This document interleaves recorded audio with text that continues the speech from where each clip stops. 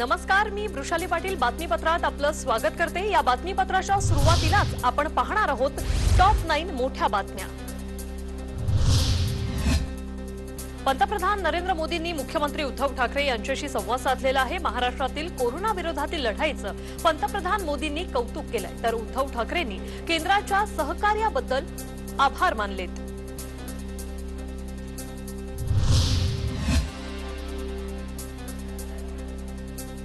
मुख्यमंत्री उद्धव ठाकरे यांनी केंद्र सरकारला पत्र लिहून राज्यात कोविड लसीकरणासाठी स्वतंत्र ॲप विकसित करा अशी परवानगी मागितलेली आहे। कोविन ॲपबद्दल वारंवार तक्रार येत असल्याने त्यांनी हे पत्र लिहिलंय।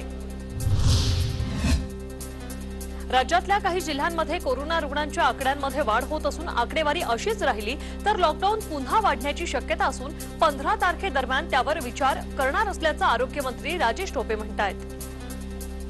जर काही जिल्ह्यांमध्ये तरीही वाढता दर दिसत असेल तर तिथे आपल्याला स्ट्रिक्ट लॉकडाऊन करावं लागेल।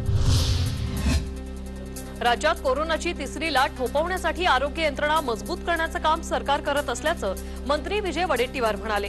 परिस्थिती पाहून लॉकडाऊन वाढवण्यासंदर्भात निर्णय घेतला जाईल असंही ते म्हणाले। लाटेला थोपवण्यासाठी आणि आलीस तर त्याला पूर्णतः रोखण्यासाठी ज्या उपाययोजना आता करायला पाहिजे त्या सर्व उपाययोजना युद्ध पातळीवर आम्ही सुरू केलेल्या आहेत। पुढच्या कॅबिनेटमध्ये लॉकडाऊन वाढवण्याच्या संदर्भात चर्चा होईल। लॉकडाऊन पाळणं आवश्यक आहे, परंतु सोशल डिस्टन्सिंग पाळला जात नाही। त्यामुळे राज्यात अनेक जिल्ह्यात रुग्णसंख्या वाढते। त्यामुळे काही जिल्ह्यात पूर्ण लॉकडाऊन झाल्याची माहिती जलसंपदा मंत्री जयंत पाटील यांनी दिली। त्याला कोणत्याही परिस्थितीत लॉकडाऊन पूर्ण पाळणं आवश्यक आहे। त्याच्याशिवाय सोशल डिस्टन्सिंग पाळण्याशिवाय संख्या कमी होणार नाही। विधानसभेचे विरोधी पक्षनेते देवेंद्र फडणवीस यांनी मुख्यमंत्री उद्धव ठाकरे यांना पत्र लिहिले।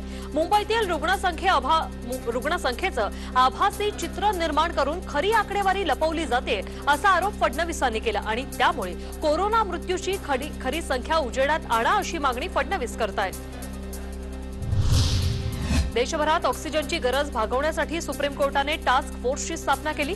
12 सदस्यांचा या टास्क फोर्समध्ये समावेश आहे। मुंबईतील डॉक्टर राहुल पंडित यांचा या टास्क फोर्समध्ये समावेश आहे। केंद्रीय आरोग्य मंत्रालयाने कोरोना रुग्णांना रुग्णालयात भरती करण्याच्या नियमांमध्ये बदल केला आणि या नव्या नियमानुसार रुग्णालयात भरती होण्यासाठी आता कोरोना पॉझिटिव्ह असल्याचा रिपोर्ट दाखवण्याची गरज नाही। संशयित व्यक्तीलाही रुग्णालयात भरती करता येणार आहे।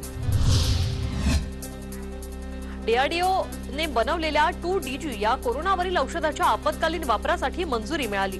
भारतातील कोरोना रुग्णांची वाढती संख्या लक्षात घेता हा निर्णय घेण्यात आलाय।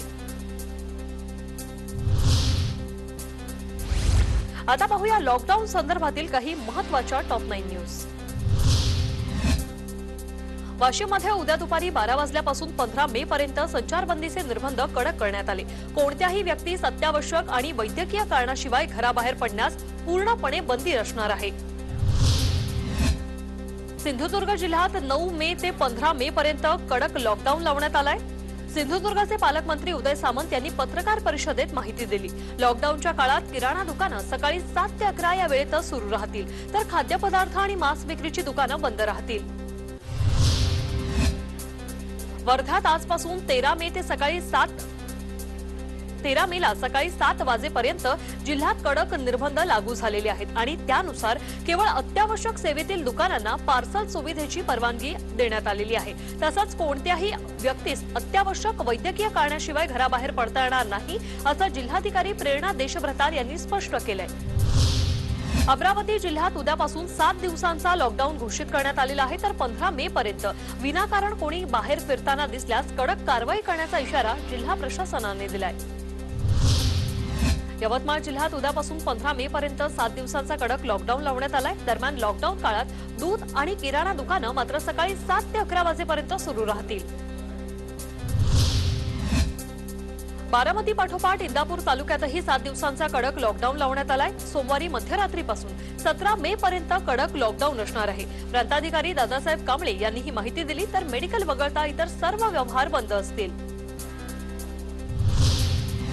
सोलापुरात ईद निमित्त 11 आणि 12 मेला लॉकडाऊन शिथिल करण्यात आलाय. आज रात्री 8 वाजल्यापासून शहर आणि जिल्ह्यात 15 मे पर्यंत कडक लॉकडाऊन जाहीर झालेलं आहे. भाजीपाला, किराणा दुकान, चिकन आणि मटणाची दुकानं इतर दिवशी बंद असणार असून घरपोच सेवा दिली जाणार आहे. बीड जिल्ह्यात वारंवार सूचना देऊनही नागरिक ऐकत नसल्यानं जिल्हाधिकारी रवींद्र जगताप यांनी पुन्हा 5 दिवस लॉकडाऊन घोषित केला होता. लॉकडाऊनच्या आजच्या 4थ्या दिवशी नागरिक आणि व्यापाऱ्यांनी कडकडीत बंदला सध्या तरी चांगला प्रतिसाद दिलाय. अमरावती जिल्ह्याच्या ग्रामीण भागात शहरी भागांच्या तुलनेत 87% कोरोना रुग्ण असल्याने तहसीलदारांच्या आदेशानंतर 130 गावं 10 दिवसांसाठी बंद करण्यात आली.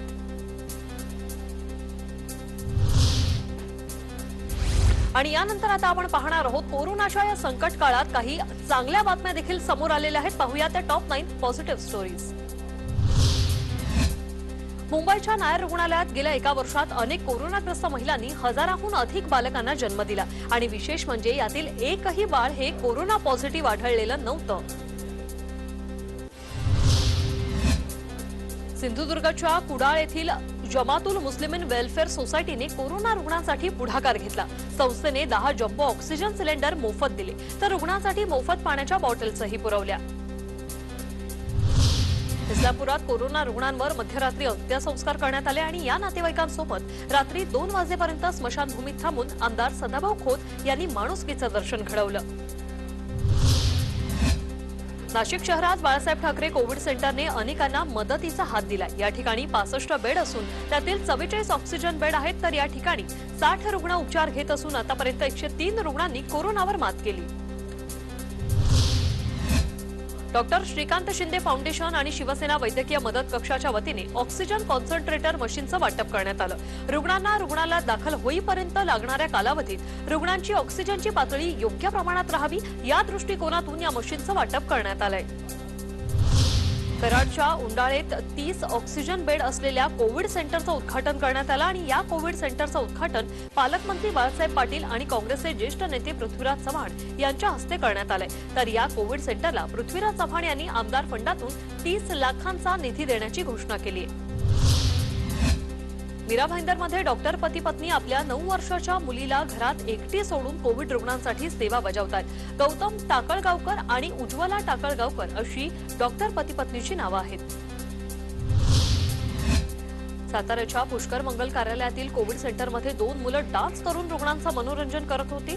पीपी किट घालत या मुलांच्या डान्सचा व्हिडिओ सध्या चांगलाच व्हायरल झालाय. जिंदगी एक सफर है सुहाना, यहाँ कल क्या हो किसने जाना. मुंबईच्या वरळी कोळीवाडा येथे अल्पेश आल्दर नावाचा तरुण मोफत सॅनिटायझेशन करतोय. दाटीवाटीच्या गल्ल्यांमध्ये कोरोना संसर्ग वाढू नये म्हणून सॅनिटायझेशन तो करतोय. त्याच्या या उपक्रमाचं नागरिकांकडून कौतुक होत आहे. आता पाहूया राजकीय विश्वात काय चाललंय त्या संदर्भातल्या टॉप 9 न्यूज. निवृत्त न्यायाधीशांच्या नेतृत्वात एक समिती तयार करून मराठा आरक्षणावरील सर्वोच्च न्यायालयाच्या निर्णयाचा अभ्यास केला जाईल अशी माहिती अशोक चव्हाण यांनी दिली. मंत्रिमंडळ उपसमितीच्या बैठकीत हा निर्णय झालाय. न्यायमूर्तींच्या अध्यक्षतेखाली निवृत्त न्यायाधीशांच्या अध्यक्षतेखाली एक 6 ते 7 लोकांची समिती नियुक्त करून संपूर्णपणे एक कारवाईज कमेंट ज्याला म्हणू आपण त्यांनी तयार करावं. ज्यावेळी आरक्षण दिलं गेलं त्यावेळी सर्वच पक्ष एकत्रित होते परंतु सर्वोच्च न्यायालयाचा निकाल अनपेक्षित असल्याचं शिवसेना मंत्री एकनाथ शिंदे म्हणतायत. एकमताने त्यावेळेस कायदा केला होता आणि ते हायकोर्टाने देखील वैध ठरवलं होतं. त्यावेळेस जी टीम काम करत होती तीच टीम आपण या सर्वोच्च न्यायालयामध्ये आपली बाजू मांडण्यासाठी ठेवली. त्यामुळे सरकारने प्रयत्न केले. दुर्दैवाने हा निकाल जो आहे तो अनपेक्षित आहे, धक्कादायक आहे. मराठा आरक्षणावर सरकार नव्याने मागासवर्गीय आयोग स्थापन करणार अशी सूत्रांची माहिती आहे. नव्याने ऐतिहासिक संदर्भ मिळवणं गरजेचं असल्याचं मत तज्ज्ञांनी मांडलंय. भाजप खासदार संभाजीराजे यांनी मुख्यमंत्री उद्धव ठाकरे यांना पत्र लिहिलंय. शासकीय भरती प्रक्रियेत निवड झालेल्या मराठा उमेदवारांना तात्काळ सेवेत सामावून घ्या अशी मागणी संभाजीराजेंनी केली आणि त्यामुळे आता राज्य सरकार याबाबत काय निर्णय घेणार याकडे सर्वांच्या नजरा लागल्यात. अशोक चव्हाण मराठा आरक्षण समितीचे अध्यक्ष आहेत आणि त्यामुळे या अपयशाचे धनी तेच आहेत अशी टीका विरोधी पक्षनेते प्रवीण दरेकर यांनी केली. स्वतःचं अपयश लपवण्यासाठी अशोक चव्हाण आरोप करतायत असं यावेळी दरेकर म्हणाले. अशोक चव्हाणांना आता काय झालेलं आहे, समितीचे अध्यक्ष आहेत आणि पूर्णपणे अपयशाचे धनी ते आहेत आणि मग आपलं अपयश त्या ठिकाणी डायव्हर्ट करण्यासाठी आता भारतीय जनता पार्टीशिवाय दुसरं टीका करायला आहे कोण? मराठा समाज मागास आहे हे राज्याला कागदांवर आणावं लागेल. मराठा मागास ठरणारा कायदा लोकसभेत नाही तर तो राज्यात बनवावा लागेल असं चंद्रकांत पाटील म्हणाले. राज्याला नव्याने, आता हे नीट समजून घ्या, नव्याने मागास आयोग स्थापन करावा लागेल. कारण गायकवाड कमिशनची मुदत संपून 1.5 वर्ष झाली, तुम्हाला वेळात नाही मिळाला. नव्याने मागास आयोग रिटायर्ड जजच्या नेतृत्वाखाली फॉर्म करून पुन्हा एकदा मराठा मागास आहे हे राज्याला पहिलं पेपरवर आणायला लागेल. शिवसेना खासदार संजय राऊत यांनी राष्ट्रवादीचे अध्यक्ष शरद पवार यांची भेट घेतली. दोघांमध्ये राज्यातील कोरोनासह विविध विषयांवर चर्चा देखील झाली. हसन मुश्रीफ यांनी माझ्यावर अब्रू नुकसानीचा दावा केला आणि मी हरलो तर त्यांना मलाच विकून पैसे वसूल करावे लागतील असं वक्तव्य भाजपचे प्रदेशाध्यक्ष चंद्रकांत पाटील यांनी केलं. हसन मुश्रीफ यांनी माझ्यावर खुशाल अब्रू नुकसानीचा दावा दाखल करावा, मी त्याला घाबरत नाही, पण माझी सर्व प्रॉपर्टी विकली तर 100 कोटी काय 1 कोटीही मिळणार नाही असं चंद्रकांत दादा म्हणतायत. केसेस दाखल करायचं म्हणतात, त्यांना पण आठवत नाही, तुम्हाला पण आठवत.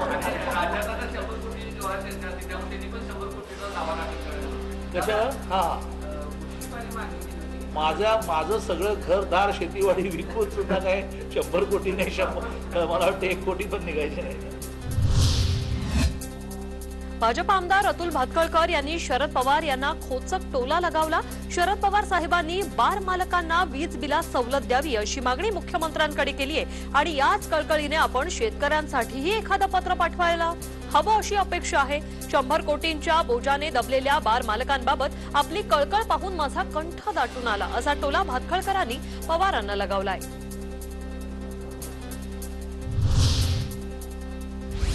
आता पाहूया मेट्रो सिटीज मधील टॉप 9 न्यूज. नाशिकचे पालकमंत्री छगन भुजबळ आणि भाजप आमदार राहुल आहेर यांच्यात शाब्दिक चकमक झाली. कोरोनाच्या उपाययोजनांसंदर्भात सुरू असलेल्या बैठकीत भाजप आमदार राहुल आहेर आक्रमक झाले होते.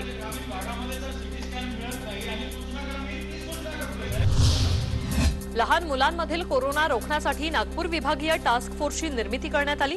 तसंच मुलांसाठी लवकरच फीवर क्लिनिक सुरू करणार असल्याचं विभागीय आयुक्त डॉक्टर संजीव कुमार यांनी सांगितलंय.